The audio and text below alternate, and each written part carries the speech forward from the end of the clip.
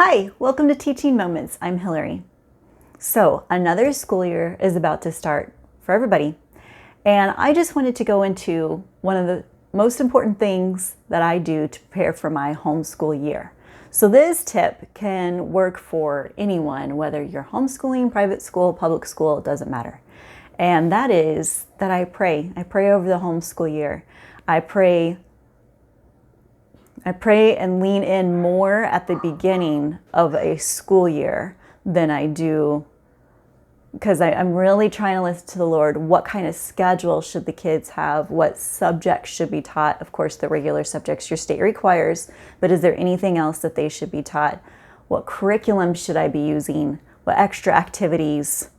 I pray for my kids, and I pray for myself as the teacher. You totally need prayer, so pray for yourself as the teacher as well. I pray about all those things, and all those things we should pray for our kids no matter what kind of school they go to.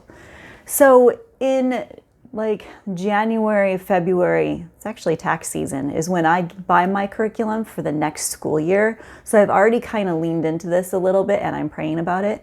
But in the summertime, I'm really praying and being like, okay, Lord, this is the curriculum I felt like you were telling me to buy or leading me towards. Is this still correct? Are we still right on? And each kiddo can be different because, like I said, I've graduated my first child. I don't know if I said that. I have 4 kids. I've graduated my first child and I have 3 at home that I'm still teaching. And I thought I would use all the same curriculum with all the kids, and it's actually not turning out that way because I'm finding maybe I didn't like the curriculum as well, or maybe one speaks to one kid, but the same curriculum does not speak the same thing to another child. They learn differently. And their interests are different. So I've just learned to continue to pray about their curriculum. And if you want to switch up curriculum, that's okay. I would just be cautious not to switch up too much. Like, I've heard of people who within one school year have switched their curriculum several times, and that's just kind of confusing for the child and they're not learning as much. So try not to do that. It's a good point to switch it like at a semester or something like that if you need to switch it, or right away when they barely got into it. But this is a good time, like, for me to switch it for kids. Like, for example, Abeka, I've been switching some of theirs out. I used to use Abeka for everything. I've been switching some of their stuff out for like Apologia Science, because I like Apologia Science. So anyway, so I pray about everything. But I wanted to bring to you, so the schedule in the fall, it's like everything starts again in the fall. Like all the sporting events, all the any dance or any orchestra or choir, even Bible studies, youth groups, everything starts up again in the fall. Like, feels like all at the same time. So we need to be diligent right now about praying, what should that schedule look like, so that we're still a family and we're still intentional about loving on each other, and that we're not just individuals floating through the same house. We want to be a family.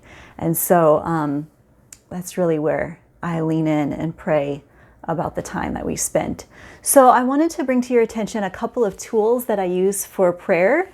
I ran into something on Pinterest several years ago, and I pinned it on my board, and I printed it off, and this was like a different season for me. So I don't think my oldest was she might have been in middle school by that time. So my other kiddos were in elementary school. And now I have 1 in high school and 2 in middle school and none in elementary school. So, but at that time, I printed off this thing, and it says 31 Days of Prayer for Your Homeschool. And it was from, Simply Living for Him. Now, I've heard of this person before, and I've looked at her website, and I think she has Instagram or something too as well.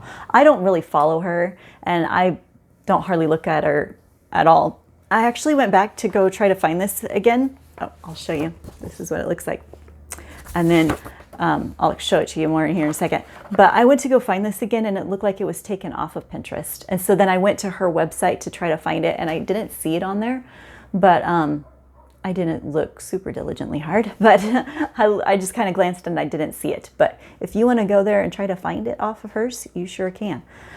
So this was a good tool for me, and it's just about committing to 31 days of prayer for your homeschool. And it's just praying scripture, which is something many of us get taught already anyway. So for example, day 1, Matthew 6:33, but seek first his kingdom and his righteousness, and all these things will be given to you as well. So obviously that's telling us in our homeschools and in our families, whether they're, even if they're not homeschooled, seek him first, seek his righteousness, and all these other things will be given to us as well. So we can see how we can pray that for our homeschool for a day, and then she goes on to another one. So that's kind of the pattern of what she's doing here. She just gives verses, and that's what the verse you pray for your homeschool. So I did this one year, and I really loved it, really enjoyed it. And so then I threw it in the binder, and I found it the other day, and I'm like, oh, look at this. I should do this again. And then I felt like, you know what? My kids are older. I think I'm going to have them do it with me. So I started to do that, and I started to write the verses on the board, and we would talk about them. We actually are a year-round school, so we've already started school, but we only go for half days. We go in the afternoon because it's hot in the afternoon anyway. We're not going to be playing outside, so we might as well get some school done. And so, but Bible class is still always the first class, and we talk about the verse and how that applies to our life. And sometimes I even write it in cursive and have them write it in cursive, even though they're older. I still want to make sure they're brushing up on their skills. And so that's an idea for you as well. You can do it alone, or you can do it with your kids too. I think either way is really good. So that's a tool that you can use. And another tool you can use is from an organization called Moms in Prayer. I don't know if you've ever heard of them, but they have, it's an international organization.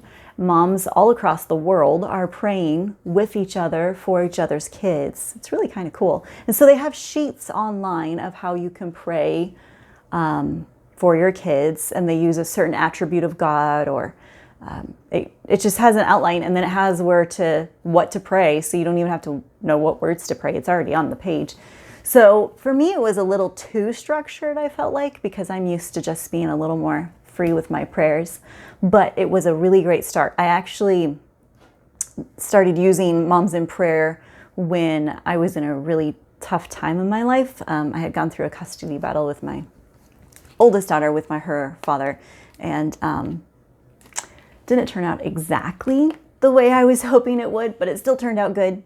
And I stopped praying for a while, which is highly unlike me. I'm big on prayer, and the Lord's like, okay, it's time to come out of that. And so I started praying with another friend, using Moms in Prayer, and they were a big tool in helping me to pray again. So because it already has the words there, and it's all scriptural, and it also goes according to the Lord's Prayer on how they do it, with thanking the Lord and confessing any sins, praying for your child, and it was just really good. And then they also pray for the school system, which I think is huge. I don't care where your kid goes to school, even if they're homeschooled, we need to be praying for our school system in this country, in your state, in your local area. I would encourage everyone to do that.